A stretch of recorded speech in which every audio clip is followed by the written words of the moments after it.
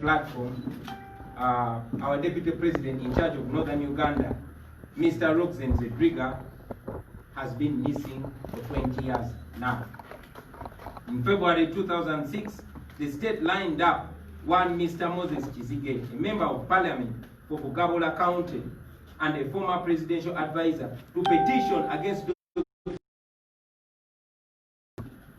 petitioner claimed that Dr. Besigye is a qualified personal doctor in the bush. They claimed that he had used another person's marks to join Kitante Senior Secondary School in 1969. When Museveni is fighting his opponents, ladies and gentlemen, he stoops to any level and deploys every tool available for him. Unbelievably, the regime mobilized people from Dr. Besigye's village to come and claim that indeed he injures and keep them busy answering very nonsensical questions, to keep them busy in the courts of law, and of course, to embarrass them. Another case in point, ladies and gentlemen, which is related to what is happening now, is that in December 2004, when the Forum for Democratic Change first attempted to register as a political party, the state sponsored some individuals and other parties to ferociously fight against the registration of FDC. Various petitioners claimed that FDC was a rebel group, and they went ahead to challenge its slogan, its symbols, groups. Years later, a case will be filed in court seeking orders to block FDC from nominating candidates. Fellow Ugandans, I have labored to give this history first and foremost for the benefit of some of our brothers and sisters who were too young to follow these events. Let them know the history of their country. I invite them to read a book by Dr. Olive Kobusinje, known as The Correct Line, and to also read Daniel Karinaki's book, Kiiza Besigye and Uganda's Unfinished Revolution. They will understand the character and nature of Yoweri Museveni, the man who has ruled over our nation for the last 35 years. Secondly, I'm speaking about this history to pay tribute to Dr. Kiiza Besigye and other Ugandans that have led the way and those that have paid the ultimate price fighting against General Museveni and his corrupt regime of national shame. As I've consistently said, ladies and gentlemen, we must never forget the incredible sacrifices made by those that came before us. Thirdly and finally, I am talking about this history to remind the nation that the challenges we have faced ever since I announced the plans to run for president in 2021 are not a new phenomenon. They are in fact a pattern of repression and suppression against anyone who has dared to rise up against the regime. That is how Museveni fights, like all cowards. Yep. The first attempt of the dictators throughout history is normally to bribe and co-opt their opponents. They rely on intimidation and violence to suppress the voices of dissent against them. If God grants me the opportunity in future, I will give details of how many people the regime has sent to me in a space of 1 week just after I won the Chadondo East elections to give me part of the stolen billions in order to silence me. It was after I had made it clear that I was never going to be compromised by them that they changed tactic and deployed full force on me. Aside from the compromise and violence, one of the most compelling tools employed by dictators is the law. Right from the apartheid regime in South Africa, to the Mugabe rule, to Gaddafi, to Omar el-Bashir, to Hosni Mubarak and others, dictators always use the law as an instrument against the opposition. Ever since we started the People Power movement, ladies and gentlemen, the regime has deployed the law in its full force to fight us. In Arua, apart from charging me with possession of machine guns before the military court, guns which later disappeared in thin air, I was charged with treason, annoying the president, and many other ridiculous charges. They even claimed that we had broken a bulletproof car screen with a stone. Later on, I was charged with protesting against the social media attacks. I am out on police bond in respect to more than 20 other different incidents. Sometime last year, Uganda Revenue Authority issued me an embarrassingly high tax demand in respect to transactions that I apparently made years back. You will all recall last year, I, together with other leaders of the People Power movement, were sued to the Constitutional Court for operating the People Power movement. The cases against me personally have been numerous. The regime has deployed people to file cases claiming this very land where we stand, where our office is in Kamocha. Another case claiming Magere, where my house is, and other cases claiming Busabala One Love Beach, etc. Where everybody knows that I've owned these properties for more than 10 years, and no one has ever come up to complain. And until I decided to take on President Museveni, this is when all this starts. But any sane person can understand the motivation.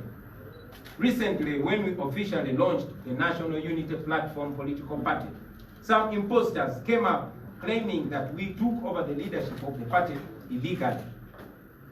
As ridiculous as that sounds, the same people who appeared before the press with forged membership cards went on to file a case without the cards they were brandishing before the press. This time, they claimed that the party previously never issued membership cards. Well, since the matter is before the court, I will not go into its details because that will be sub judice. But you can imagine the lack of shame, ladies and gentlemen. We have concrete evidence of which state operatives have been facilitating these people at the expense of the taxpayer.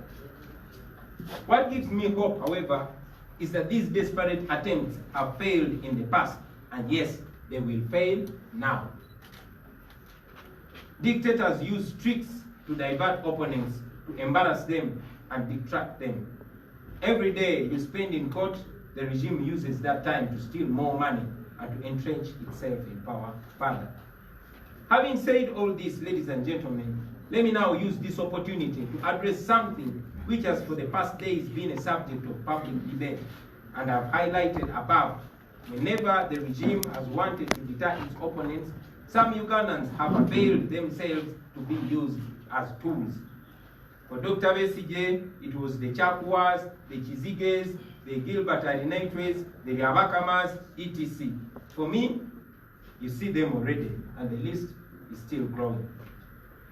When I first ran in Chadondo East, you all remember how the regime and its sympathizers did everything to attack my morality. Well, too bad for them, it did not stick, but they have never given up. Now they are seemingly challenging my credentials and desperately out.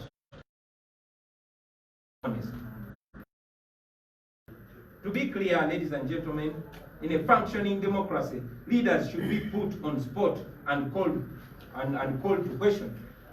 No leader should be above scrutiny, and in fact, our struggle is meant to promote a culture of accountability by leaders at all levels. But from the pattern I've explained above, this is no quest for accountability. This is witch hunt. What Museveni has mastered is the art of deploying tools to help him in the witch hunt of his opponents.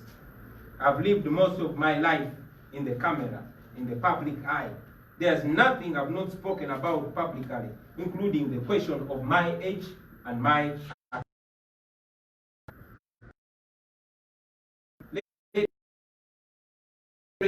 regarding credentials and my age. Are you ready? I was born on the 12th of February 1982, and that was in Nkozi. My brother Julius Warakira, who's wearing shades on the side, who I follow, same mother, same father, was born on the 23rd of October 1979, according to all his official records. There is no way I would be born on the 12th of February 1980, only 3.5 months after the birth of my elder brother, same woman.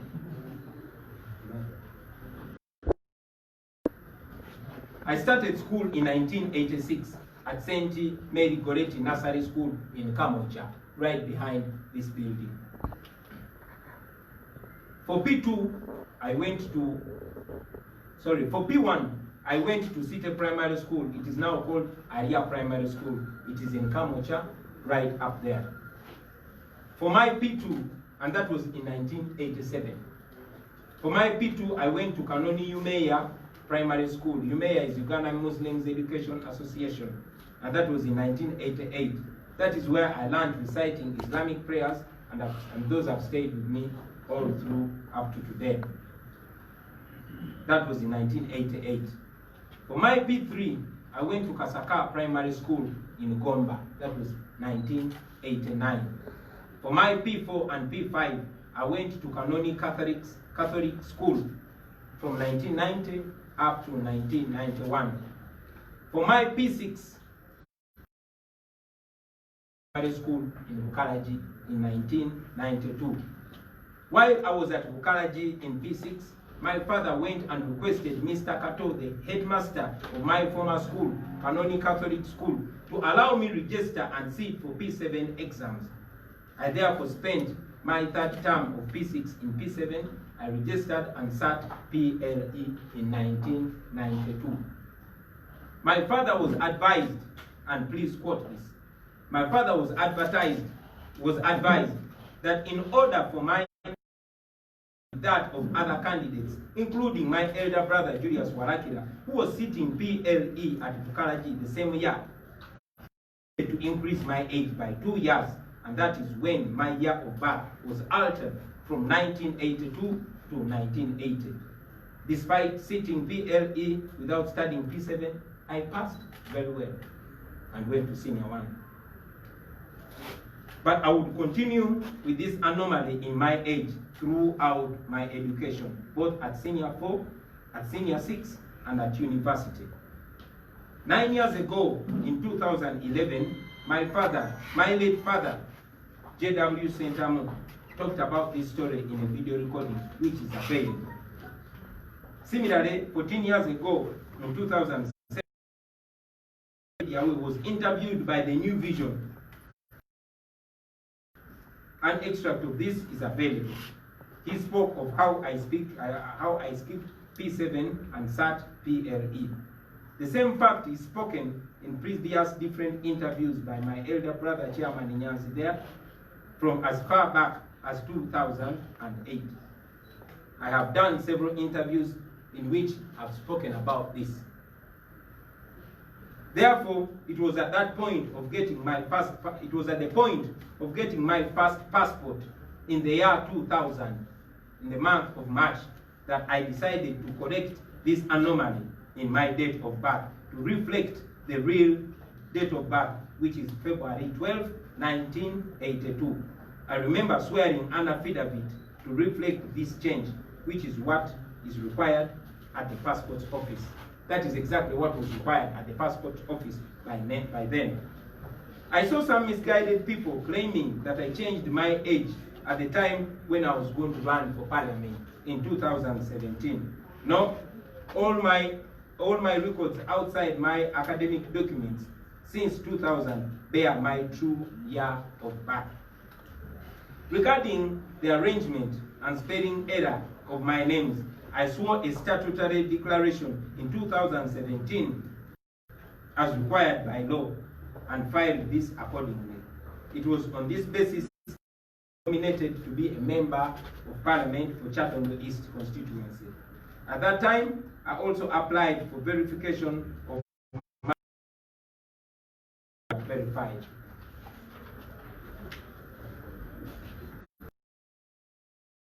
Brings comfort to all those comrades who might have been worried about these schemes. I have been a law-abiding citizen who values and treasures integrity. My shortcomings here and there not with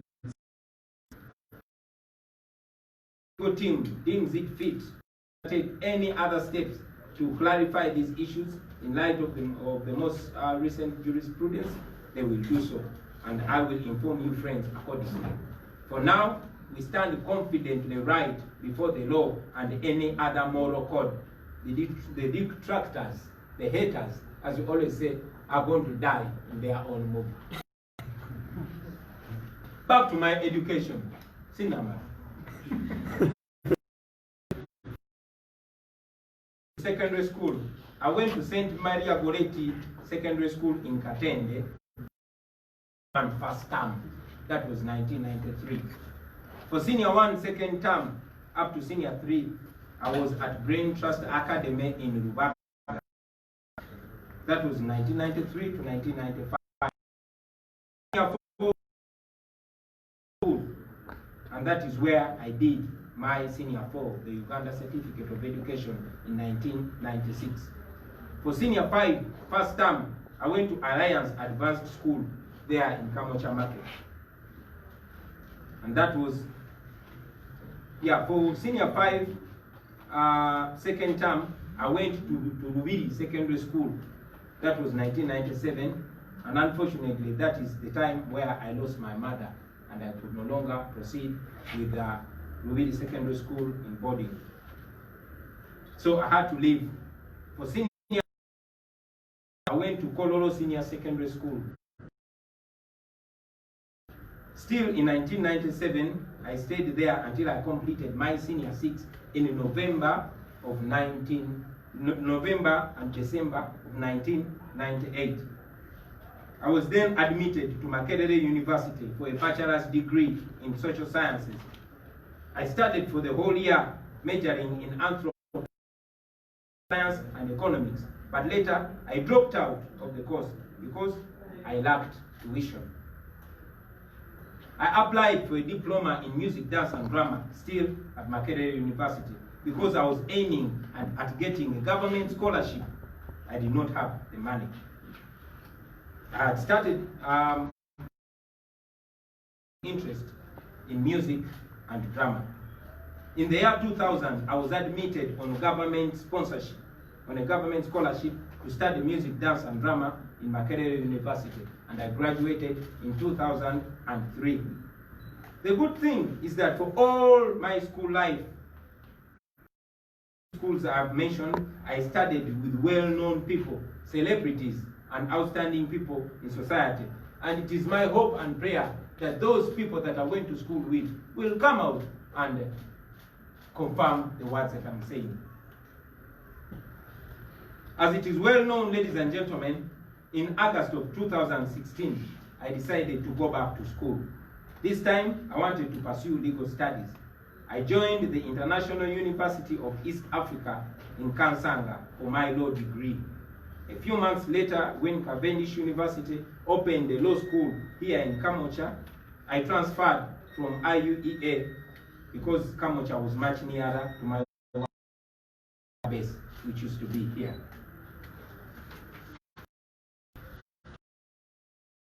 I also did a short course for 21st century at Harvard.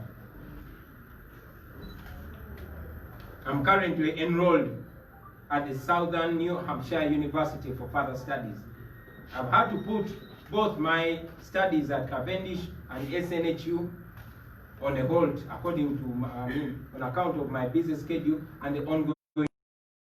God willing and time permitting, I hope to complete those courses at the right time. By this time, I'm sure that the question on everybody's mind is why I was always moving from one school to another. Well, I have told this story many times, but let me repeat it right here. That my life was a hustle. My life was ghetto life. My life was a struggle. And I'm not ashamed of that. That is what made me the man I am today. My father had more than 30 biological children and many other dependents. And this put a lot of pressure on his finances. Actually, the fact that my father considered me very brilliant, one of the reasons why he was desperate to see me skip classes and finish school was to avoid the cost of school fees. That is why it was good for him financially. My mother too, in my formative years, so well, and yet she had 10 biological children and other dependents to look after. all by herself. So I moved from school to school fees problems. Some well-to-do Ugandans may not understand this, but I'm sure the poor people, the ghetto people understand this kind of life. And I'm a real product of ghetto life. I am proud of this history because my greatest motivation is that. And I want to change the lives of these people because I understand their hustle. Finally, ladies and gentlemen, fighting a dictator is no simple task. You lose friends, you are stabbed in the back, you are persecuted, you are prosecuted, you are slandered, you are maligned, you are embarrassed, you are threatened, you are attacked. It's from every, and yes, by every Tom, Dick, and Harry. While you are fighting for the oppressed, the dictator uses the oppressed people to oppress you. While you are still dealing with one thing, the regime brings another. While you conclude one battle, the regime is already manufacturing 10 more battles for you. And if you're not careful, you can easily faint and give up. But you must persevere, brothers and sisters. You must keep your focus. You must not lose your head. You must be tough. You must be solid. You must be ghetto.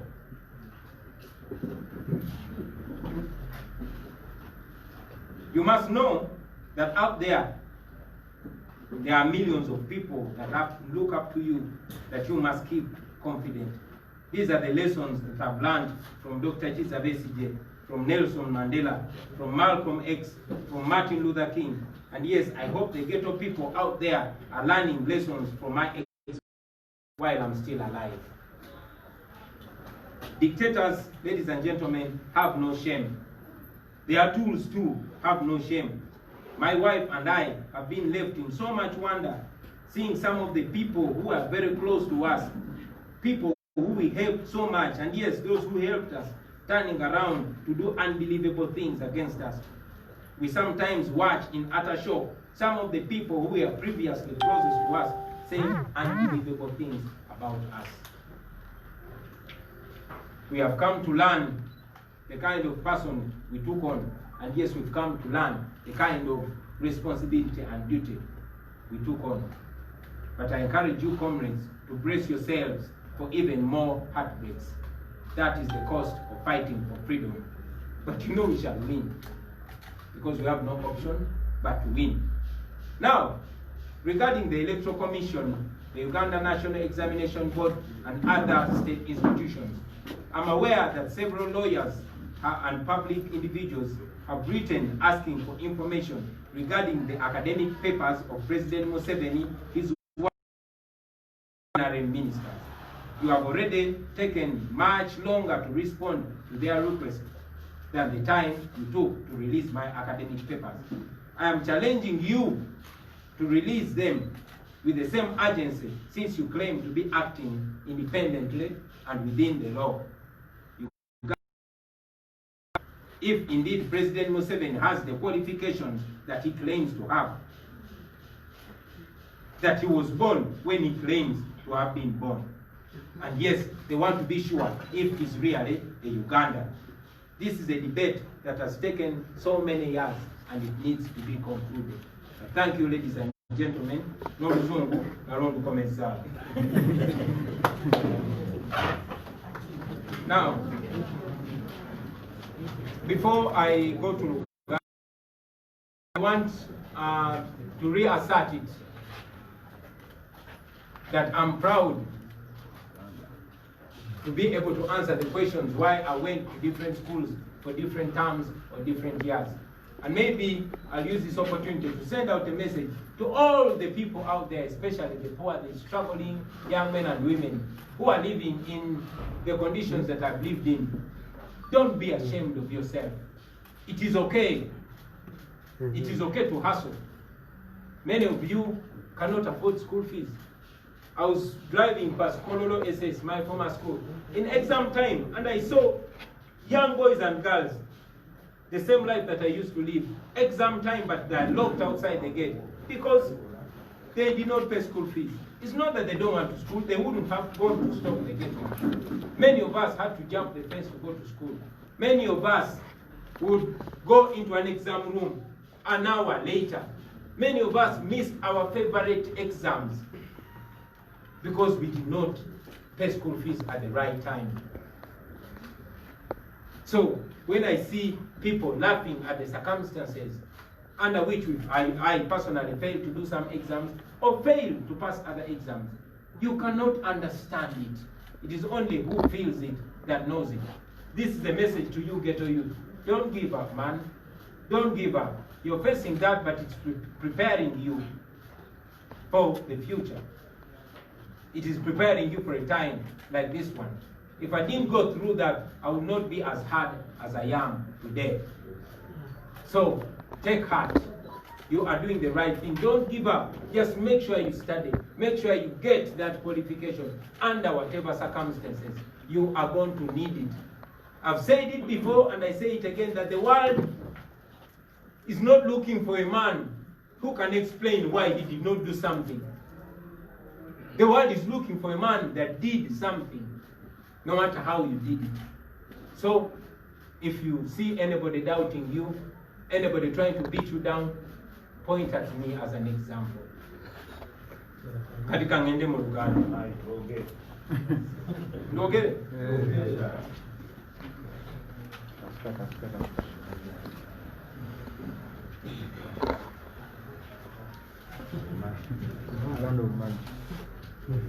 All the ghetto youth, you are the super youth. All the ghetto youth, this one for you. Mwebale nnyo basebo ne banyabo, anamazo betondera naye njagala okuddamu betondera olw'okubalingisa ebbanga eddene nnyo bwekiti basebo ne banyabo. Waliwo okutataganyizibwa kwe tufunye ku makya kwesijagendamu naye mukkiriza okwetonda kwaffe okubalwisa basebo ne banyabo obudde bwammwe tubutwalira ddala ng'ekikulu. Era mu mbeera emu muzikirize mbategeeze nti oba oliawo sandivuddeyo kwogera ku nsonga eno kuba ffenna tumanyi bino ebiboozi babireese kutataganya revolution yaffe nakugezaako kutusala sipiidi naye kubanga era mmanyi nti waliyo bannaffe eyo abayinza okubanga emitima gyabwe gibenyise obanga beeraliikiridde olw'ebyo ebiyitiŋŋana ebikwatagana ku kusoma kwange n'emyaka gyange. Ensonga lwaki nsazeewo zije ensonga naye nditambulire mu ntebeke. Naye okusooka muzikirize mbawe ku byafaayo oba oliawo binatuyamba okulaba obulungi ekifaananyi n'okutuyamba okufumiitiriza ku nsonga kati zetuyitamu olwaleero. Mu mwaka gwa 1999 Dr. Besigye yawandiika ekiwandiiko ekyali kikolokota gavumenti ya President Museveni. Ekyo n'ekiwandiiko kyatukyusa obulamu bwe embagirawo era ne kibukyusa olubeerera. Amangu n'embiro baamutwalirawo mu kkooti y'amagye ne bamuteekako omusango nti ayogedde ensonga ku platform oba mu mpuliziganya etaali ntuufu. Mu mwezi gw'Okutoba omwaka ogw'enkumi langirira nti agenda kwesimbawo okuvuganya ku bukulembeze bw'eggwanga. Twali tulowooza nti oba oliawo ekiwandiiko kyafuluma kyamuleetera ebizibu kubanga okuva ku olwo yavugira ddala omulabe wa President Museveni n'ebitongole bya gavumenti byonna ebisinga obungi. Mu mwaka gwa 2021 nga wakayita emyezi mitono nnyo ng'okulonda kuwedde, Dr. Besigye baamukwata era ne bamusaako omusango gw'okulya mu nsuulukwe. Gavumenti yagamba nti yali akolagana n'abayeekera ab'e DRC oba Democratic Republic of Congo. Olwali okuteebwa okwewerera n'okutiisibwatiisibwa okwali kuteekeddwa kulamu bwe kwali kungi, yalina okudduka mu ggwanga n'agenda mu buwaŋŋanguse egyo yamala emyaka 4.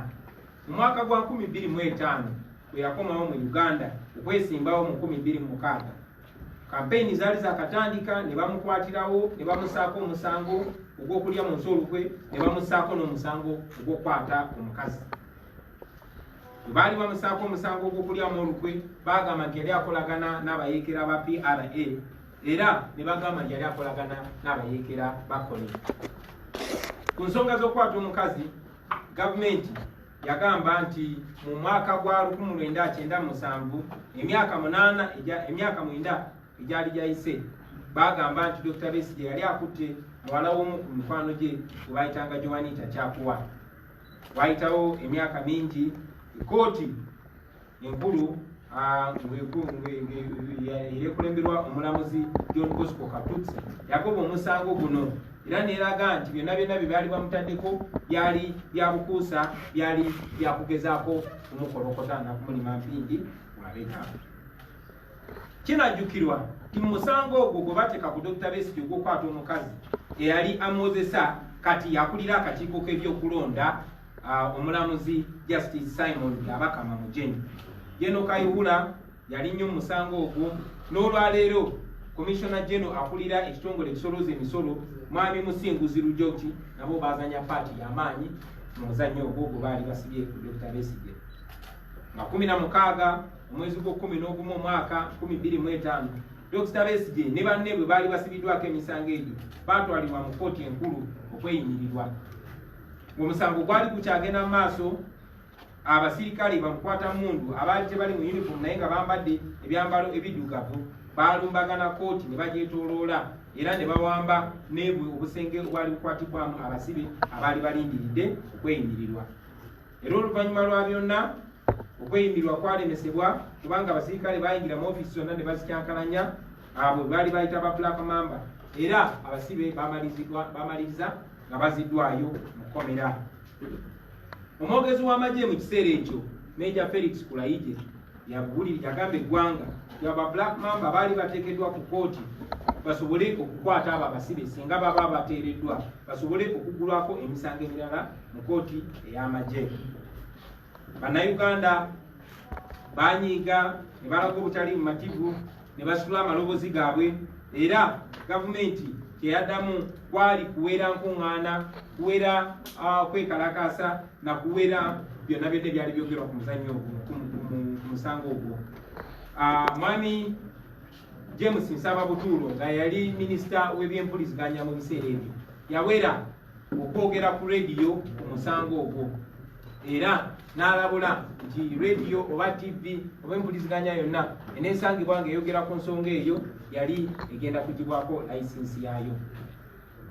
Omulamuzi John Bosco Katutsi bwe yawa okulagira kwa kkooti ng'alagira balekeraawo okuggulako emisango oba okukozesa Dr. Besigye mu kkooti y'amagye, General Eric Mwine yaziimula ekiragiro kya kkooti ekyo. Ekkooti etaputa ssemateeka bwe yayongera nayo n'esala omusango ogwo n'eragira Dr. Besigye balekeraawo okumuwozesa mu kkooti ez'amagye. President Museveni yavaayo n'aweera nga bw'agenda okulwanyisa okusala kwa kkooti okwo ng'akozesa amateeka ng'akozesa n'ebyobufuzi era yagamba nti agenda kulonda abalamuzi abakolagana ne NRM bwe babeera ku ntebe y'abalamuzi mu kiseera ekyo. Era nga bwe mwalaba Dr. Besigye bamaliriza nga bamunominatinze okwesimbawo ku bwa pulezidenti mu mwaka gwa 2006 naye nga bamunominatinze ali mu kkomera. Okuba kwolwo bassebo ne bannyabo okubonaabona kwa Dr. Besigye ne banne bwe baali balwanirira eddembe tekwakoma kwagenda mu maaso paka olunaku lwaleero. Olunaku lwaleero emisango mingi nnyo egimusimbiddwa egimuteekeddwako tasobola kujjukira mirundi gyakwatibwa, misango mingi egimuteekeddwako naye tewali n'ogumu gwali gumusinze. Mu mwaka gwa 2007 muganda we gwe bayita Musaasizi Kifeefe yafa oluvannyuma lw'okutulugunyizibwa ennyo mu kkomera kumala ebbanga eddene. Bangi ku baganda baffe abalwaniridde eddembe babonyeebonye nnyo batulugunyiziddwa n'abalala bafudde. Era naffe wano tujjukira mwami w'omu ku mumyuka wa President wa National Unity Platform omwami Roxanne Zedriga bawa deputy waffe Lina Zedriga naye yabuzibwawo era kati emyaka 20 taddangamu kulabika. Mu mwezi ogwokubiri omwaka 2006 gavumenti yaleeta omwami gwe bayita Kizige Moses. Ono yali mubaka wa parliament wa Bugabula County era nga yali mu w'amagezi wa president. Oyo bamuleeta n'ateeka omusango ku Dr. Besigye n'agamba nti Dr. Besigye ono nga yali omusawo wa President Museveni mu nsiko, naye baleeta omuntu n'agamba nti ebipapula kweyayingirira essomero lya Kitante Secondary School mu mwaka gwa 1969 byali bifu. ekyo nno kikulage ti Museveni bw'aba asazeewo okulwanyisa omuntu ageeyambula buli kitiibwa kyonna n'obuntu bulamu bwonna abweyambula basebo ne bannyabo. Kyewuunyisa nti nno gavumenti yagenda ne mu kyalo kya Dr. Besigye neefunayo abannakyalo ne bajja bawe obujulizi bagambe nti ddala Dr. Besigye era ebipapula byali yakozesa emyaka 37 egyali giyise nti byali bifu. Naye nga bulijjo gavumenti ya Museveni ebintu bino byonna byereeta tekiri nti eba eyagala omusango okukusinge. Nedda baba bagala kukuswazaswaza, baba bagala kumalira budde mu kooti, baba bagala kuteeka kubuusabuusa mu bantu abantu babuusabuusa obwesimbu bwo. Ensonga endala gye njagadde okwogerako ekwatagana ekwatagana kuyitamu Desemba 2024 mujjukira nti nno ekibiina kya FDC oba Forum for Democratic Change bwe bagezaako okuwandiisa ekibiina ky'ebyobufuzi, abantu bangi nnyo baawagibwa gavumenti ne bajja ne bagenda mu kooti ne bawakanya okwewandiisa kwa FDC ng'ekibiina nga bagamba FDC kibiina kyabayeekera nga basimbye ku kabonero ka FDC ku mibala gyayo ne ku bintu ebirala ebyali mu FDC. Era oluvannyuma lwa byonna mujjukira nti omusango gwateekebwayo nga bagezaako okulemesa FDC okunominatinga bakandidate. Bannayuganda bannange, nfubye okutottola byafaayo okusookera ddala nga abaffe abato mu myaka abaali abato ennyo bino ebintu nga bibeerawo basobole okumanya ekibadde kigenda maaso mu ggwanga lyaffe. Njagala bamanye ebyafaayo by'ensi yaabwe, naye era njagala bamanye nawa we tuli basebo ne bannyabo. Njagala obbasaba abasobola mugende musome akatabo ka ke bayita The Correct Line, oba musome akatabo ka Daniel Kalinaki ke bayita Kiiza Besigye and Uganda's Unfinished Revolution. Mujja kutegeera Museveni naye mujja kutegeera oluvannyuma lw'okukulembera ne bataata baffe olunaku nga tufugira ku mudumu gwa Mungu, mujja kumutegeera bulungi. Kiba kirungi nnyo ne tutegeera omuntu gwe tudiringa naye, kijja tuyamba nnyo naffe okumanya siteepu zetulina. Ekyokubiri, njogera ku bino ebintu mwabo abatusookawo nga Dr. Besigye ne banne abaakulembera mu lutabaalo luno, naffe ne batuwalo okumanya nti Museveni alwanyisibwa. Ate Museveni naffe tulina okukakasa abanaddako nti si kulwanyisibwa bulwanyisibwa, naye Museveni awangulibwa.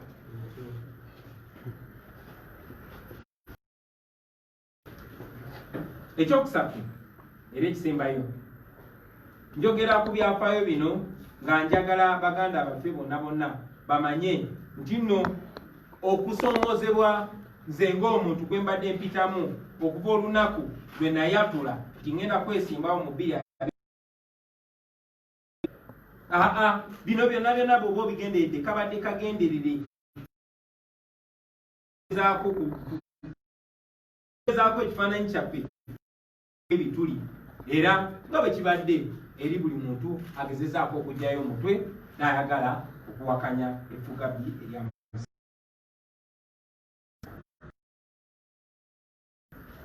njagala mumanye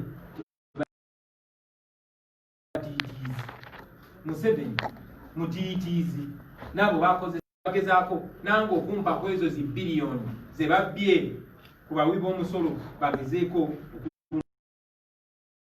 byabwe, naye bamala kulaba nti tekisoboka, bamala kulaba nti nze sigulirirwa, awo ne basalawo bajjeyo eryanyi lyonna lyonna, ne basalawo banaabe ensonyi zonna zonna. Naye ng'ojjeko ekyo baganda bange, njagala mmanye nti omwaka oguwedde era nze wamu ne bakulembeze bannange omuli Bukulu Joel Ssenyonyi n'abalala bwe tubadde tukulembera ekisinde kya People Power, baatutwala mu kooti ne batugulako omusango ogw'okubeera nga tukulembera ekisinde kye bayita People Power. Mu bannamawulire mukijjukira ekyo. Emisango egiteekeddwa ku nze ng'omuntu mingi nnyo. Bataddeyo abantu ne bateekako emisango nga batandikira mu kugamba nti ettaka lya wano leero nti tulina mu bukyamu, ne bagamba ne baleeta omusango nti amaka gange emagere ndiwo mu bukyamu, ne baleeta n'omusango nti ebusaabala gyenyina biiki nayo ndiwo mu bukyamu. Buli omu akimanyi nti bino ebintu mbadde nabyo emyaka egisukka mu 10, naye ekyo tekiganye gavumenti wakati mu buswavu bwayo okuvaayo n'ereeta ebintu ebisesa ng'ebyo. Naye era mumanyi nti byonna byonna biriwo, kubanga nakigamba ate nga sikizaayo nti ngenda kwesimbawo ate tugenda kuwangula Museveni mu mwaka 2021. Juzi wano bwe twavaayo ne tulangirira ekibiina kya National Unity Platform ng'ekibiina ky'obufuzi, abantu abamu baavaayo ne bagamba nti twalondebwa okulembera kino ekibiina mu bukyamu mu bumenyi bw'amateeka.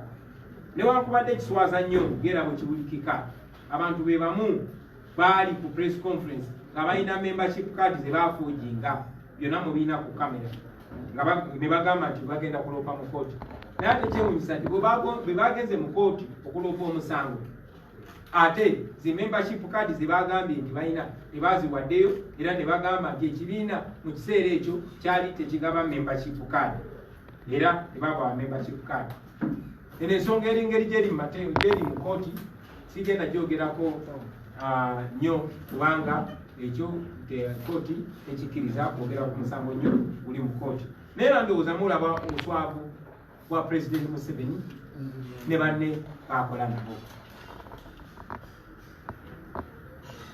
Tulina obukakafu nti ebitongole bya gavumenti naddala ebikuumaddembe be bali emabega w'abano abantu, be babateekamu ssente ez'omuwi w'omusolo okugezaako okulwanyisa abo abagezaako okulwanirira Bannayuganda.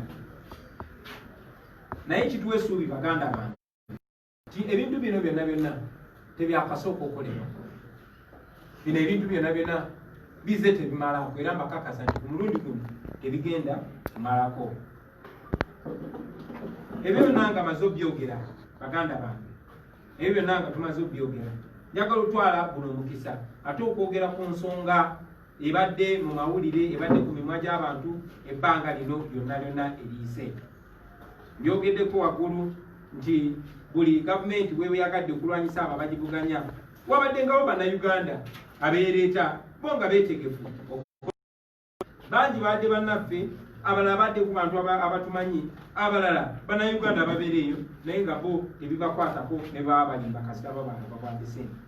Dr. Besigye bakozesa Bakyakuwa, bakozesa Bakizige, bakozesa Bagiribati Alinaitwe, bakozesa Byabakama n'abalala bangi.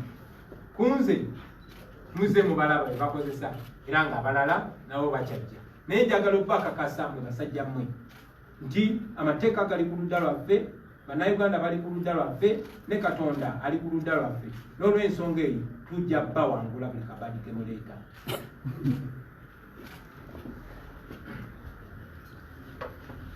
Bwe nasooka okwesimbawo mu Kyaddondo mujjukira bangi nnyo bagezaako okutulwanyisa nga batukubamu ebituli, naye kyabakola bubi tebamalako. Kati olunaku lwaleero bazze nga bawakanya buyigirize bwange, nga bawakanya n'ebirala ebyo.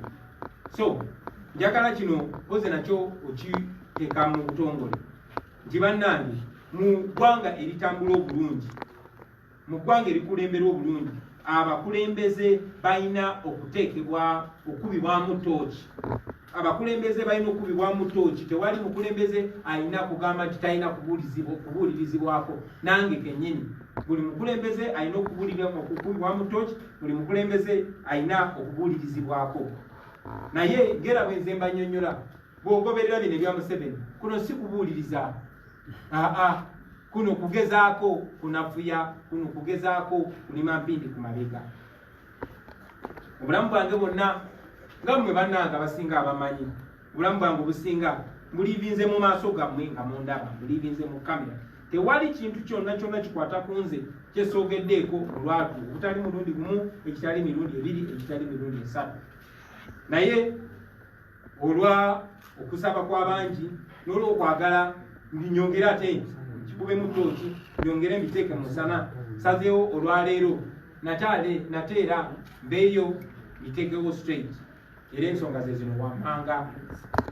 Ensonga esooka, nze Kyagulanyi Ssentamu nazaalibwa nga 12 omwezi ogwokubiri mu mwaka 1982 banzaalira Nkozi.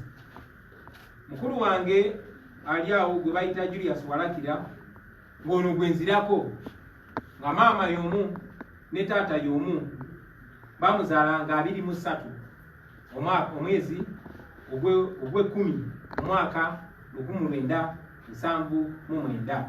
At least bw'oba ogendedde weewandiko byonna ebiri official ebibye. So tewali ngeri osobola kuŋŋamba nti ate nze banzaala nga 12 ogwokubiri 1980 ng'ate omuntu gwenzirako ng'omukyala y'omu ye yatuzaala naye bamuzaala emyezi 4 egyali giyiseewo. So omukazi tasobola kufuna lubuto mu myezi infact 3.5 tasobola kuzaala leero newayitawo emyezi 3.5 n'azaala omwana omulala. Natandika okusoma mu 1986 era nga nasomera mu St. Maria Goretti Nursery School e Kamwokya.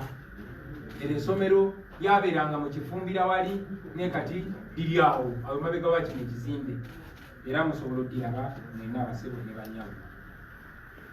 Nasoma B1 mu City Primary School kati baliyita Aya Primary School liri awo Kamwokya waggulu era 1987. P2 nagisomera Kanoni Umeya Primary School 1988. Eyo no gye nayigira n'okusoma essaala z'Abasiraamu. Temunsanga ne mufite omusiraamu nasomerayo busomezi. P3 nagisomera Kasaka Primary School ewaffe Gomba 1989. P4 ne P5 nagisomera Kanoni Catholic School 1990. Eyo no nasomera paka mu 91 P4 ne P5. P6 nagisomera St. Aloysius Primary School e Bukalaji mu 1992. Eyo no gye nali nga nsoma bulungi. Kitange n'asaba headmaster waffe ebiseera ebyo bamuyitanga Mr. Kato. Namusaba mu ssomero gye nali mbadde gye nasomera P5 e Kanoni Catholic School. Namusaba anzikirize endigisitalinge nsobole okutuula P7. N'olw'ensonga eyo P6 nagisomako taamu 2, taamu yasembayo nagimala nasoma P7 era nentuula ebigezo mu mwaka gugumu ogwo ogwa 1992. Nempita nengenda mu Senior 1. Taata wange yaweebwa amagezi nga ali mu kujjuza foomu zange ez'okutuula P7. Yaweebwa amagezi ng'emyaka gyange bagyongereko emyaka 2 gisobole okukwatagana n'emyaka gy'abakandideeti abo abaali batuula P7 mu kiseera ekyo nga mwe muli ne mukulu wange gwenzirako Julius Walakira. Era eyo ensonga lwaki bwe nali registeringa P7 baateekawo 1980. Ekyo nno ensobi gye nalina okutambula nayo ku empapula zange information esobole okufaanagana. Nalina okutambula n'ekyo paka ku Senior 4, nalina okutambula n'ekyo paka ku Senior 6, nalina okutambula n'ekyo paka ku university. Newankubadde natuula P7 nga ndi P6 mwana watu nasoma bulungi era nempita nengenda mu Senior 1. Naye ngera bwe mbanyonyodde tinalina okontinuinga, nalina okugenda maaso n'eyo mistake yali ekoleddwa ku mpapula zange paka emyaka paka mu mwaka ogw'2002. So kino njagadde kibajukize nti taata wange omugenzi kati JW Ssentamu emyaka 9 egiyise mu mwaka gwa 2010 ayina interview gye yakola era nga video recording eyo gyeri ng'annyonnyola engeri bino byonna ebyali bikoleddwa we yali kitange omugenzi DW Centamu. Iyo video eri available era tujja gibawaako. Ensonga yemu omu ku bakulu bange Eliyawe waliwo interview gye yakola emyaka 14 egiyise mu 2007 era n'akinnyonnyola bulungi nga bwe nasobola okutula P7 nga ne P6 era n'omu ku bakulu bange Nyazi mu 2008 waliwo interview gye nalabye era nga naye yali akyogerako. N'olw'ensonga eyo eno ensonga si mpya, eno ensonga tezze lunaku lwa leero.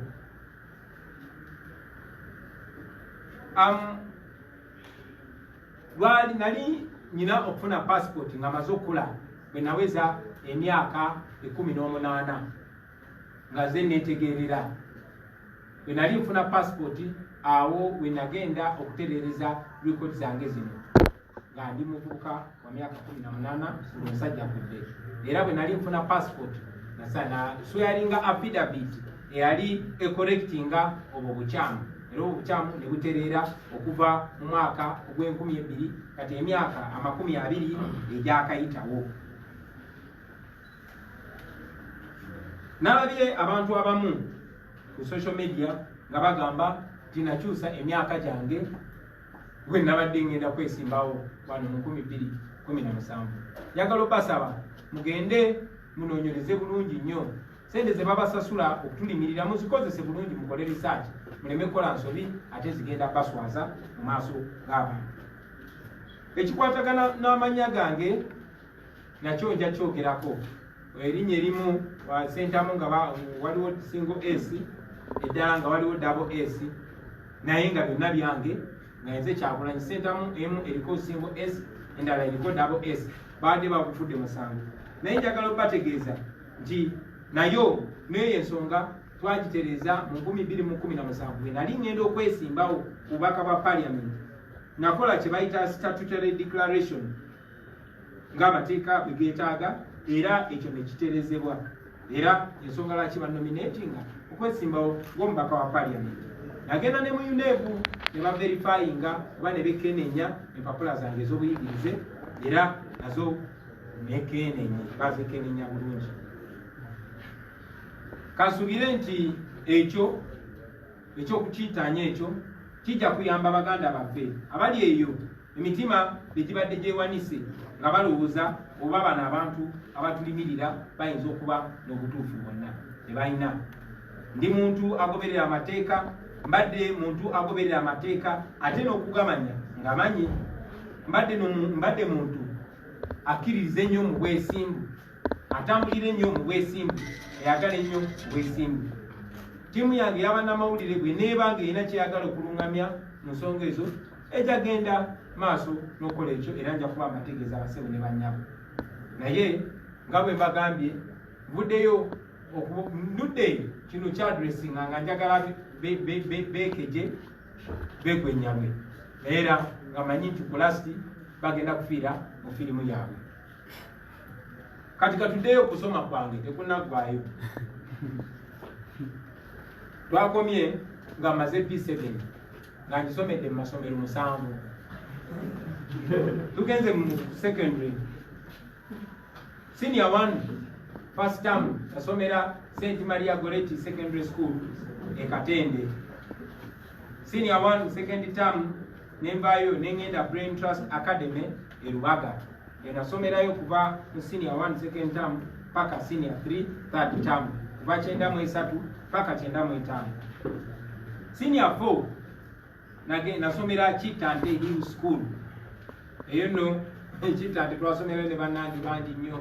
Ba Master Paloti, ba Turumani, ba Baby Kuru, ba Rude Boy Devo, bonna twasoma nabo Kitante. Newankubadde abamu twali mu class emu ate abalala nga batuli mu class y'abakulu. Nkomye ku senior 4. Mukobere. Senior 5 first term nagisomera ku Alliance Advanced Secondary School e Kamocha. Gwali mwaka gwa 97. Senior 5 second term nengenda Rubiri Secondary School. Wena nizeyo mu boarding. Ekyo mu kisomo bi imweyo term yennyini mama wange yafiira accident. ebinsomera era nali nina okuvayo mwere essomero eddungi eryerubiri.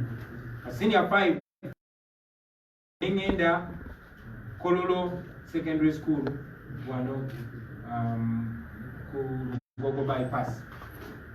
Eno ginasomera ne senior 6 era mu November ne December wali ku 1998 netula ebigezo ebya senior 6.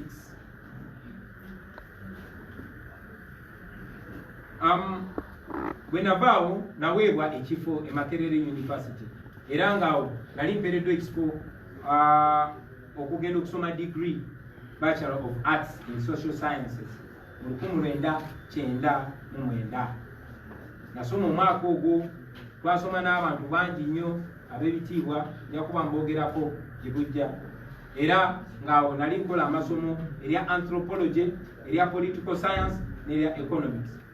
Naye omwaka ogwo gwennyini nga gugwako nayina okudropinga out kubanga baali bampadde ku private sponsorship. Twasasulanga ndoozi emitwalo nga 45 buli semester. Ezo sente zaali nyingi nnyo nasobola ndooza kusasula ku semesters 2 n'abaali bannyambako banyanzi n'abalala naye alazitandika kuba gasobola kusasula kosi yange era nayina okudropinga out kubanga nali njagala nnyo okusoma naye nga sirina sente. Ate ng'ebiseera ebyo interest yange mu music yali erinnya ennyo ne mu drama. Nagenda ne applyinga buto e Makerere ne applyinga for government scholarship kubanga ebiseera ebyo nali mu kunoonyereza kwange baŋŋambye nti ku department ya music dance and drama waliwo abajja direct naye ate waliwo n'abalala ng'ogenda n'okola practical exams. Nagenda nekola practical exams era n'empita era bwe nayita bampa ekifo ku government scholarship Makerere University mu mwaka ogw'2002 era n'ensoma ne bantikira mu mwaka ogw'2023 e Makerere University ne diploma ya music dance and drama. Kati awo nezira ku street nensooka nekubayo emyaka gyange nga 13-14 nga nsoma bya ku street. Bwe tunaaba tutuuse okubanyonnyola ku buyigirize bwange bw'oku street nja kubanyonnyola mbanyonnyole n'ensonga lwaki abamu bampita fada abamu bampita generaali.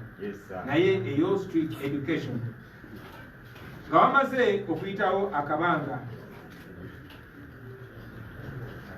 mpozi n'ekirala kinsanyusa nti okusoma kwange kuno kwonna nakusomera mu light era abantu bangi nnyo benasomanga nabo mikwano gyange bangi bandaba olwaleero era nina essuubi nti bangi nnyo benasoma nabo ate nga mulimu ne ba public figures bangi kakasa tibajja kuvaayo nabo bawe obujulizi ku bino byenjogerako nabikakase byonna byenjogera kituufu. Naye nanga bwe mumanyi baganda bange ti oluvannyuma lwa byonna nga mumaze okutuwagira naffe twesobola kati nga n'essente z'okusasula tuition tekyali kizibu.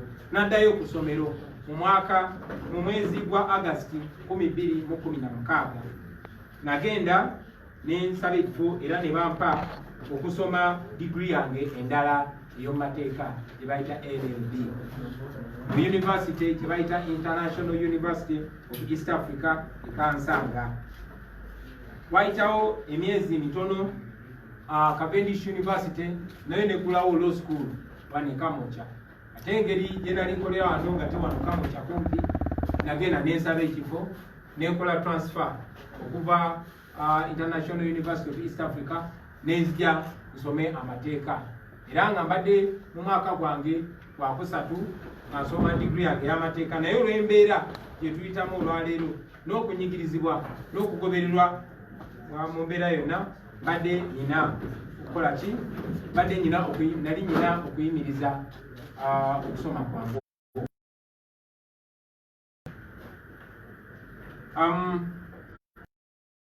A short course gye bayita leadership for 21st century eyo nga nagisomera Harvard. Olwaleero era nyina course gye ndi mukola at the South ku university bagiyita South New Hampshire University mu America. Naye era nga bwe mbategeezezza nti okusoma kwange okwo mbadde ate nyina okuyimiriza tumale okujjako Bosco doke zireyo ebibanantikira nga ndi mu State House.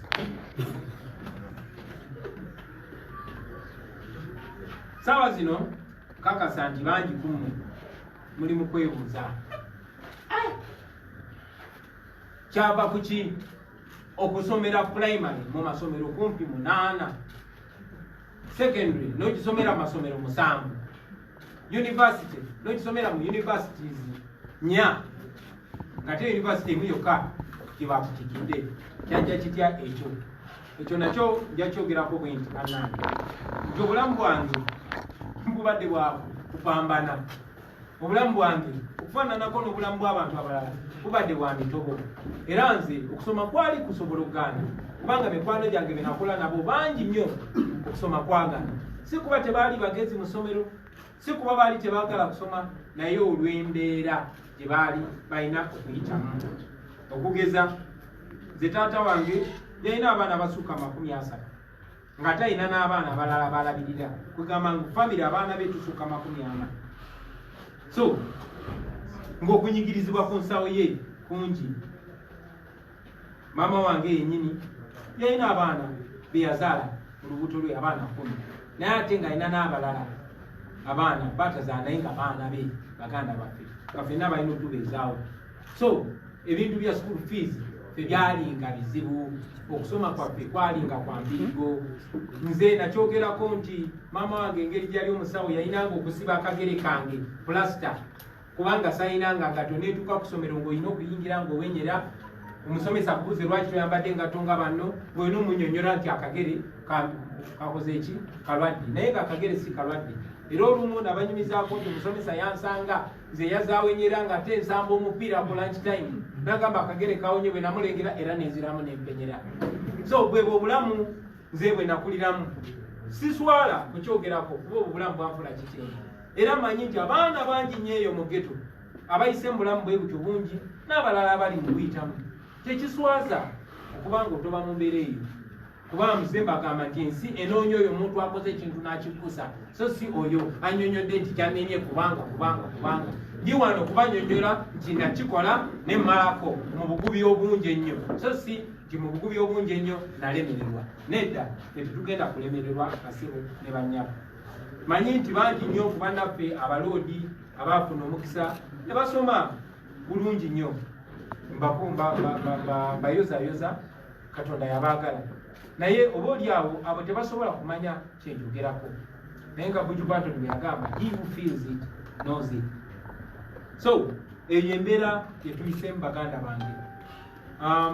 Mpita nnyo awo ekololo SS nensanga abaana babaavu nga bali ku geeti, kyokka bannaabwe eri munda bali mukola bigezo, naye nga bano bo bali ku geeti balemeseddwa okuyingira munda. Batambudde oba oli awo atambudde kuva mpererwe najja ku ssomero kubanga ayagala okusoma, naye ng'embeera temukkiriza mu mbeera eyo. Bangi nnyo bayingira mu bigezo nga n'obudde bwaweddeyo dda.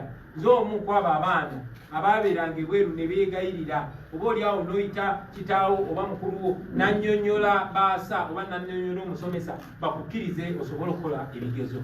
So n'okusanga nti oba oli awo ebigezo ebimu twabikola nga bwe twali tulina bikola, oba oli awo singa embeera yali esingako obulungi singa twasoma bulungi. Eyo nno y'emu ku nsonga lwaki nfiirawo okulaba nti tewali mwana wa ghetto abeera mugezi naye ate n'alemesebwa mu mbeera eyo. Ensonga lwaki nfiirawo ndabe nga tubitereeza, kubanga bye nayitamu si buli omu nti asobola okubiyitamu n'atuuka olwaleero ng'alina ebisaanyizo ebyo. Embeera ebeera ng'eriwo okulwanagana naawe omwana wa ghetto. So mwe batoto ba ghetto, mwe abali mu byalo, mwe abali mu busomero obunyoomebwa temwenyooma bakyali bange. Bulijjo mbagamba nti baatukasuka kulalira naye twadda na birimba, baatuzaala ng'ensobi naye twafuuka ensonga. Kati bwe ndaba avudde mu ghetto mulaba ng'ekimuli ekimeze mu nkokoto, ne yakola ng'eyo mu wino yazimbye zaako eryemu. Bigambo oba owulira biwakanya eyo mulage ku Kyagulanyi, nze ebyo bintu bya ddala owulidde. N'ekirala baganda bange nga maliriza, njagala nnyo nnyo mujjukire nti olutalo lwe tulimu si lwangu, obanga owakanya oba olwanyisa dictator agenda kukola buli kimu era suubira nti buli kimu ojja kifeesinga muganda wange. Guno si mulimu mwangu. Tujja kufiirwa emikwano, oba gwe awakanya dictator ojja kufiirwa emikwano, ojja kulibwamu enkwe, ojja kunyigirizibwa, ojja kusibibwa mu makomera, ojja kwogererwa amafuukuule, ojja kuswazibwa, ojja kutiisibwa, ojja kulumbibwa mu buli koona. Bajja kukozesa abantu bwe obadde omanyi nti bakwagala nnyo bakulumbagane, naye lemerako muganda wange. Ogwo gwe muwendo gwe tulina okusasula nga tulwanirira eddembe. Ogwo muwendo ogusasuddwa kuba abamu basasudde na bulamu bwabwe.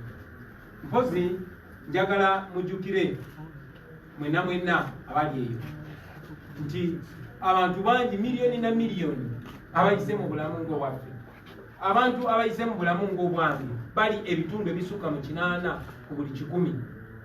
Abo bwe mulaba bavuga boda ne degrees abo, abo bwe mulaba abameidi, abo bwe mulaba ku zi washing bay, si busiru, si butayagala kusoma, si butasobola, no, naye embeera ebateekeddwako naddala baba bakulembera, embeera ebatadde mu mbeera gye balimu kati.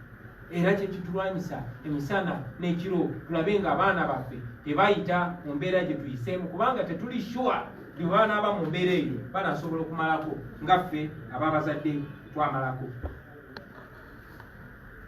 Ekimpa essanyu nti zendiga zino lesoni ziyigidde ku bantu nga ba Dr. Besigye, nga ba Mandela, nga ba Malcolm X, nga ba Martin Luther King. Era kansubire nti abaana abageto abali eyo nange banandabirako era ne bantwala ng'ekyokuyiga naddala nga nkyali mulamu. Njagala okumaliriza baganda bange nga buno obubaka bujagenda eri akakiiko k'ebyokulonda, akakiiko k'ebyenjigiriza, k'ebyebigezo, Uganda National Examinations Board n'ebitongole bya gavumenti byonna.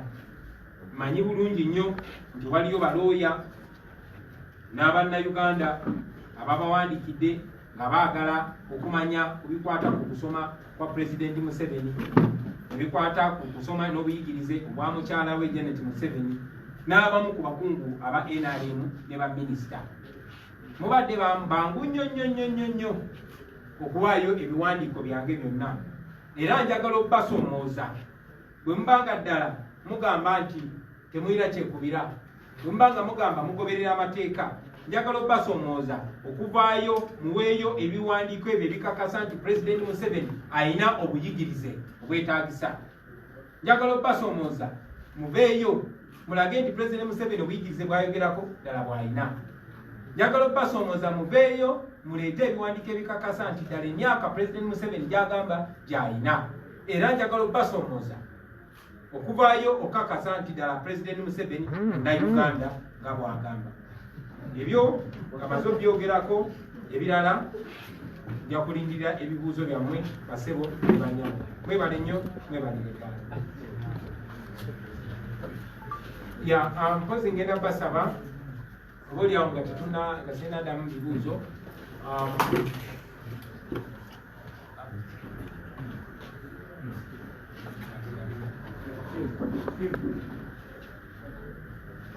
Well, bwe tumaliriza ndowooza kantwale ebibuuzo byammwe, male okuddamu ebibuuzo byammwe. Videos ezimu ze mbadde njogerako nga eya mukadde wange newankubadde yatuva ku maaso emyaka 5 egiyise, naye ebyo ebigambo yabyogera emyaka 9 egiyise, nabyo kijja kukola bulungi mu biwulire. Obaolyawo n'ebirala byonna bijja biteeka ku social media basebo ne banjawuliza. Bwati wali bibuuzo sobola ogenda.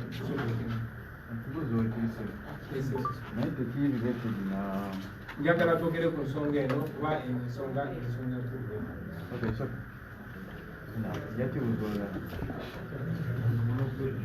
Mulabika nga abatalina kibuuzo kyonna. Munyonyose. Mwebale nnyo, mwebalire ddala. Kambasabe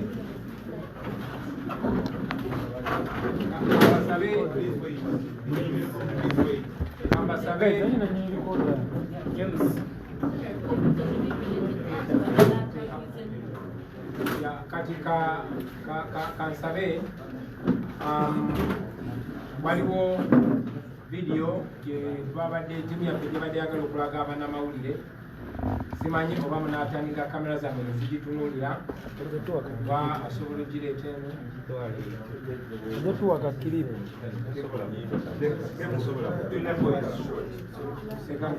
ngenda basaba there's a screen right behind you.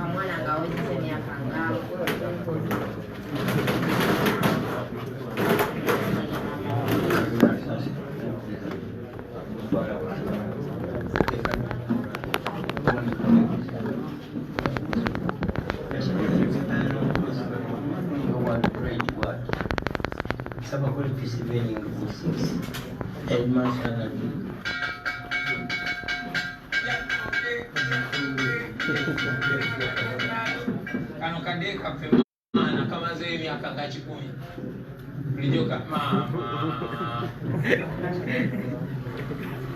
Mr. Patacha headmaster eno yali P5 eri naleka bazimba office nendoza tebagimala guys msiliseke interview nga mfula ku mama w'omugenzi akwitina mukuma senta omwana oyo yali mukalaba yateganya nnyo mu bigambo byakwawula tataleoka yaguloba okutambula kale omwana bwe yemalirira ku ttaka mulaba nze mwenye omwana oyo mungi omwana wakubira omu baana abalenzi era abaana bakumi 31 kakati ne kakula omwana mulungi wa musangiki kakula nga kakujikujimu kagezigezi ng'ate katwagala mu myaka omwana ng'awezeza emyaka nga 15 katonda wetwalira maama we katonda asasi tumukuza tumutwala ku ssomero ekanonyawo omani kasoiki kyaki ekikulu ate sagala nomukuba esoma nti omwana nga walikulaiki bwati saba kole P7 nga mu 6 headmaster nati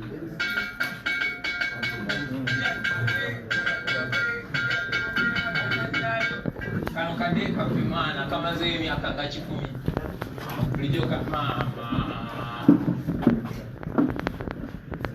Mr. Patacha headmaster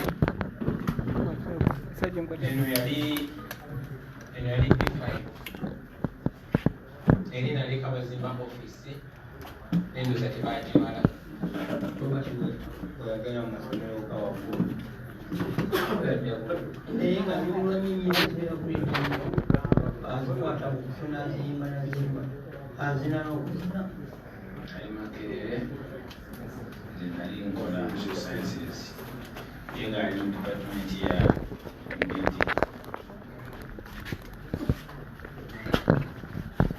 information technology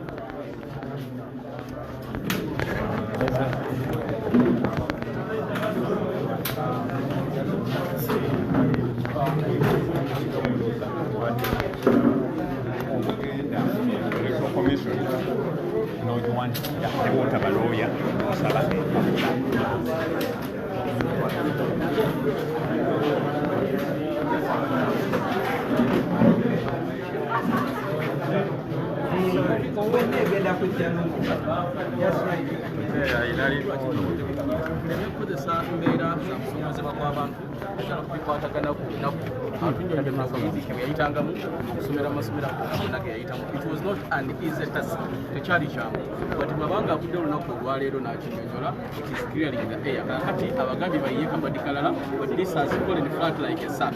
So that Sumira and Miranda is a public at the bio. So of Bantia Chinyo, no, Bantia too.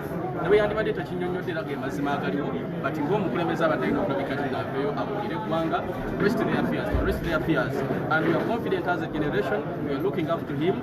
Because they cover Besigye, now and this is one of those things.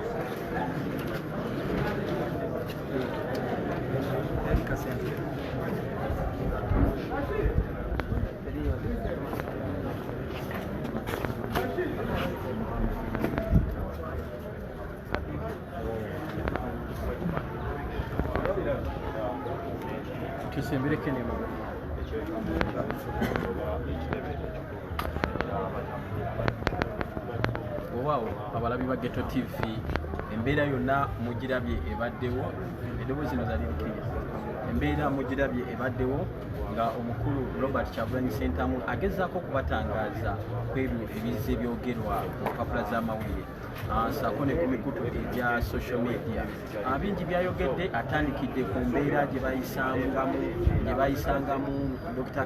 Kiiza Besigye yonna agikutuusizzaako n'akulaga nti embeera gye bayisangamu Dr. Besigye si ya njawulo nnyo n'eyo eriwo essaawa zino.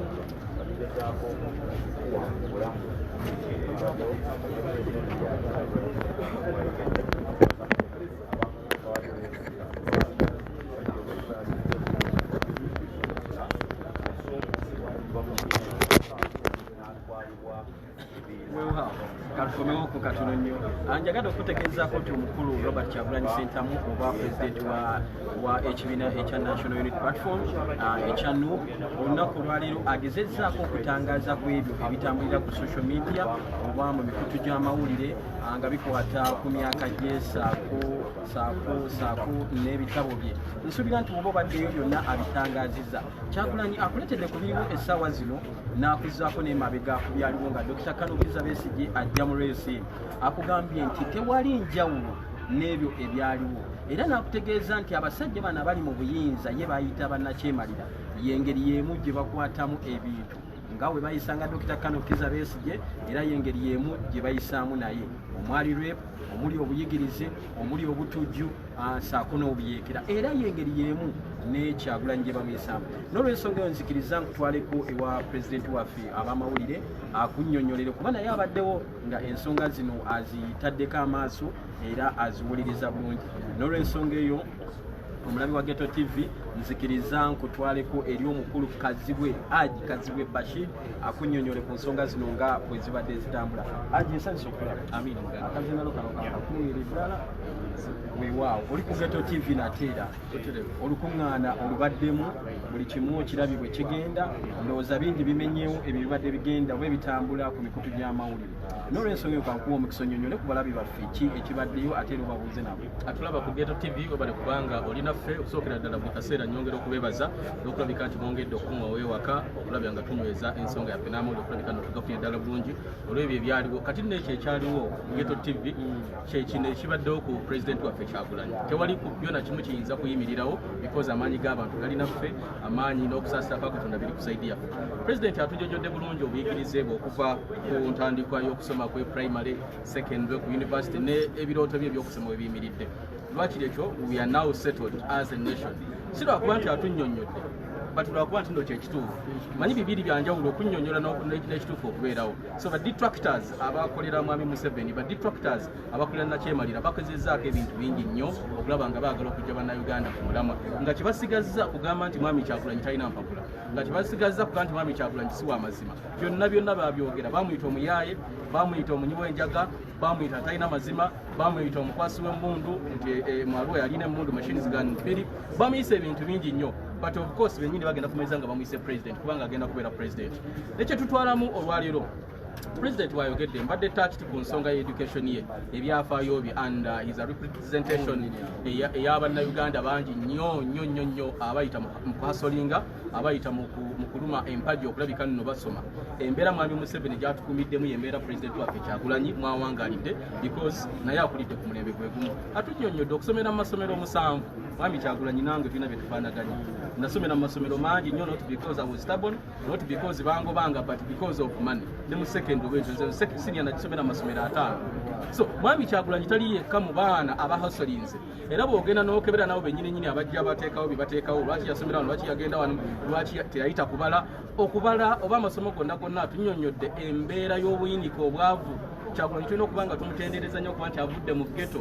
n'asobola okubeera ekyo kyali so kitukoledde ddala bulungi nnyo as if that is not enough tuwunzise presentation ya press conference nga tulaga ebyafaayo ebituufu kubaga emazima taata we omugenzi JW Centamu bwe yali ayogerako eri ab'amawulire n'ababulira katabani kange kaali kagezi nengenda nesaba essomero gye kaali kasomera headmaster Kato ne musaba akakkirize katule P7 mu P6 He's not alone. There are many bright young boys and girls out there abasoma ne batuula kirasi eddako nga bakyali mu nkadde olw'emitwe gyabwe okubeeyimirira so olwaleero abantu abalinga Mabirizi abantu abalinga abakolera mwami Museveni n'abalala ababadde baagala okujja bannayuganda ku mulamwa emitima gyammwe gikkakkane ababadde balowooza nti tulina waaka tumulina naye nga bw'atugambye sino si enkomerero bayogera ku by'emisolo boogedde ku bintu bingi tukyasubira obulipo bungi obusukka ku kino tukyasubira obulipo bungi okumanya batidde manyi bajja nakutuuka ekiseera bagaye nti Kyagulanyi tabeera ku kafaananyi beekwasa ekintu kyonna but again prevailing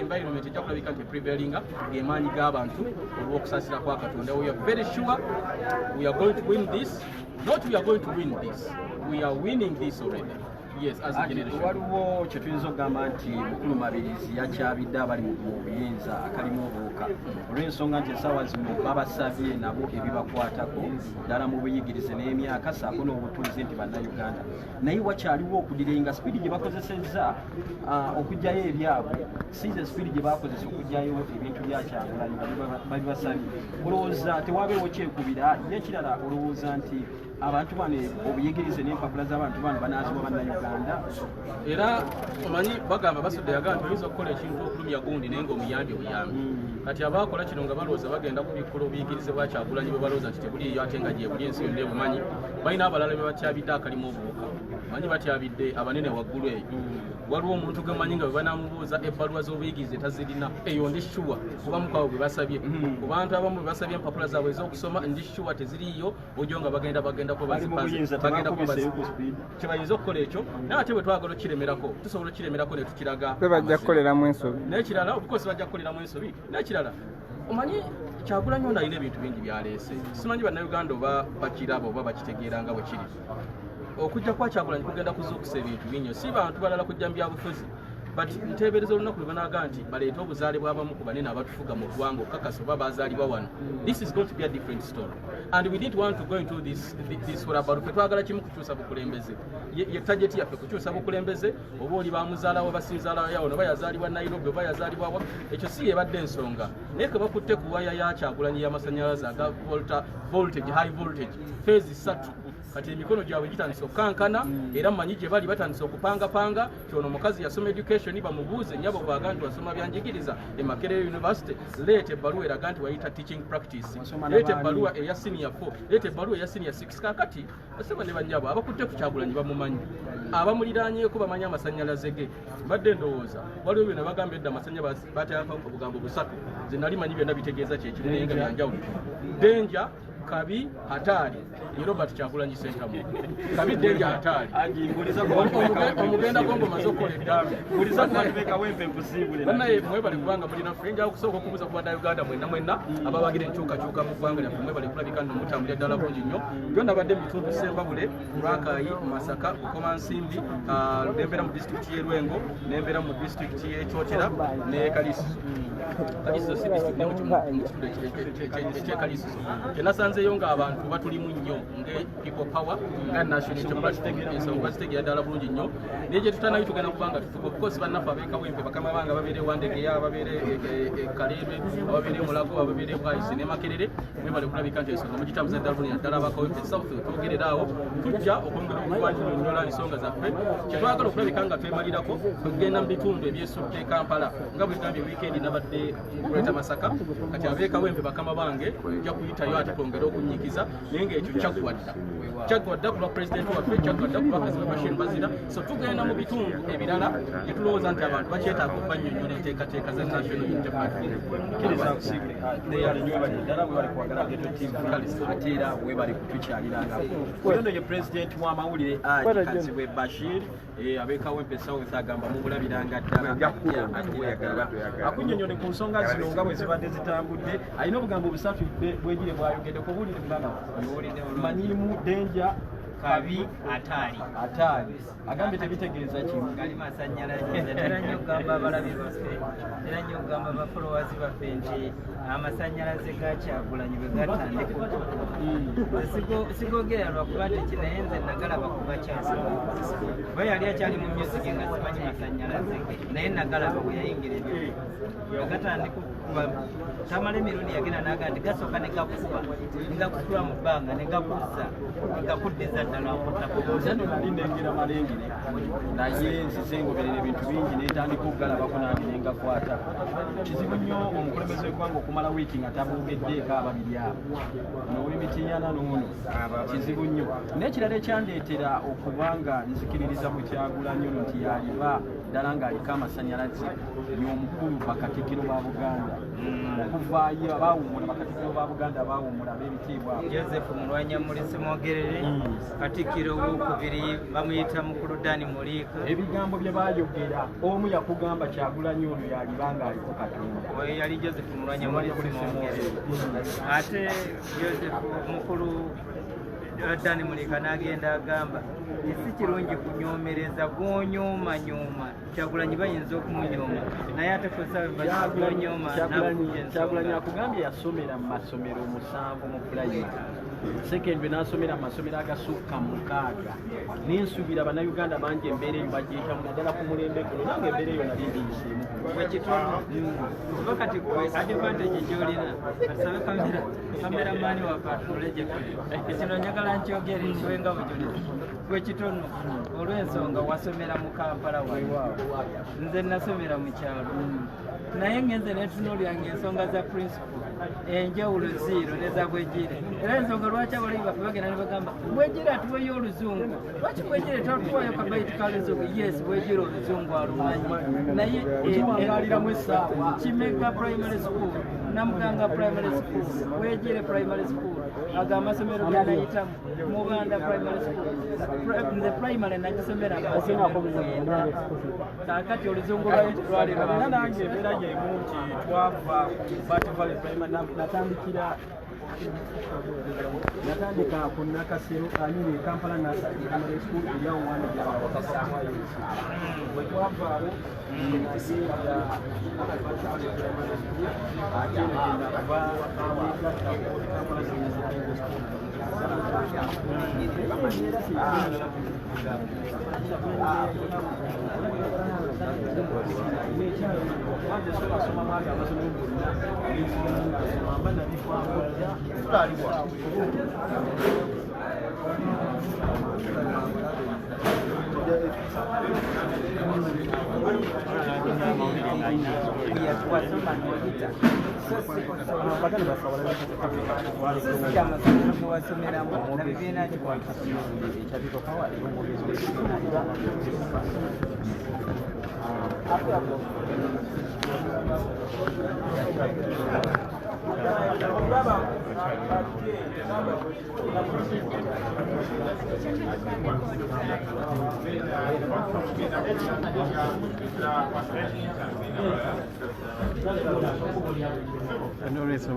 watch a new interview na yeye tukina kwa tutusa kwa jiwe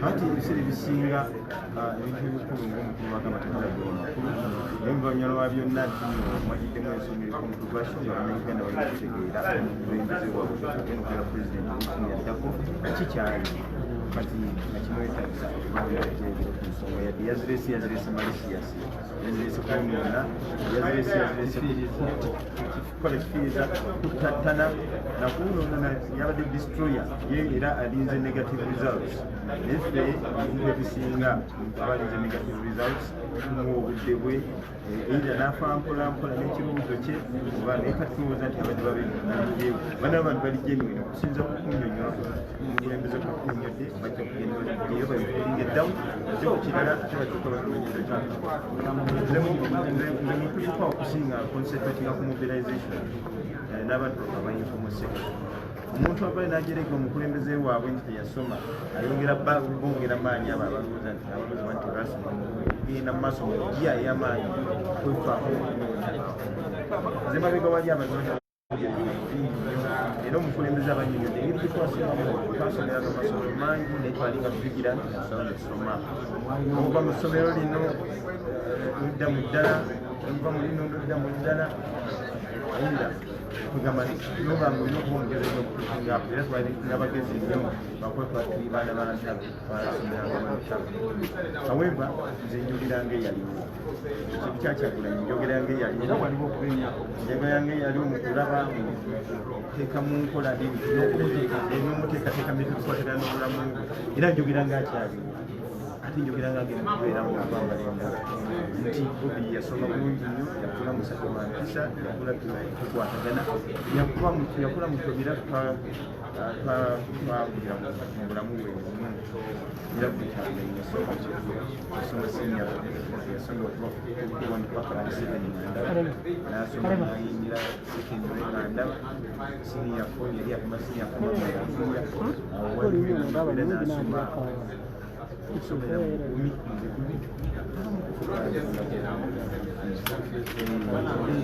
naye nga nemubulenga bwakazana nga balingade ekyo kitegeeza nti abalina obujulizi okubigenda mu maaso wekuli mubiri bwaokusingogera ku social media agende mukuti alikumusanga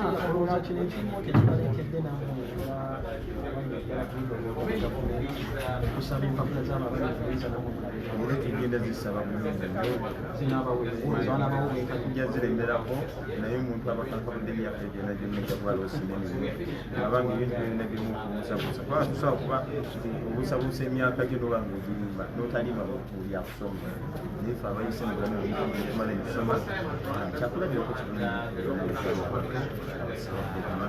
tuyisemu mu formalities nze ekigambo formalities ezo tuyise mu nzungu nyingi formalities osobola okugera success noyambe kubangayo tuli chairman Nyanzi wa Fraser Nyanzi naye mukulu w'omubaka Robert Kyagulanyi Ssentamu era nga omukulembeze w'ekibiina ekya National Unity Party. Ebyo bye bimu ku bigambo bye ab'obukakafu nti ekituufu Kyagulanyi yasoma. Emyaka gya Kyagulanyi gy'abagamba ebituufu omukulu n'agamba nti gyekyo. Kyagulanyi abannyonnyodde ensonga eyaliwo okwongezaamu emyaka era nsuubira kyabanga school fees era amasomero agasinga mu basomero waliza okugenda mu ssomero eddala okuba school fees obulamu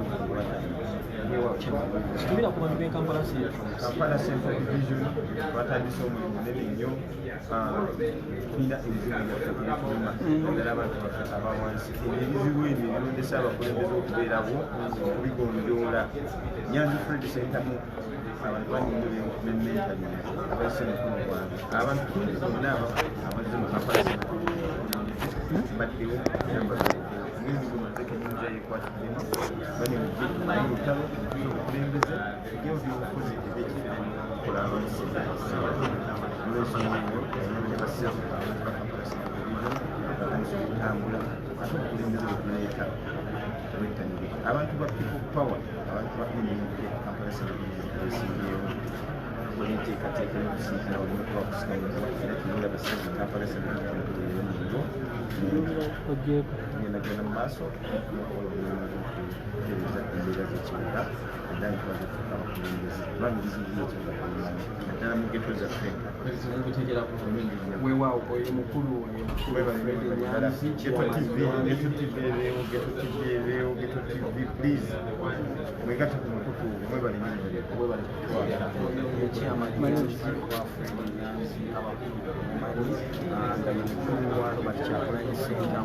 ansuubira bino byabagambye bingi abalabi ba Geto TV nateera nja kusaba olunaku olwaleero tukome wano mwebale nnyo mwenna abatulaba okuva amawanga ag'enjawulo naddala wano mu Uganda ne wabweru wa Uganda mwebale kutwagala tukwatagana ate olunaku olw'enkya mweraba.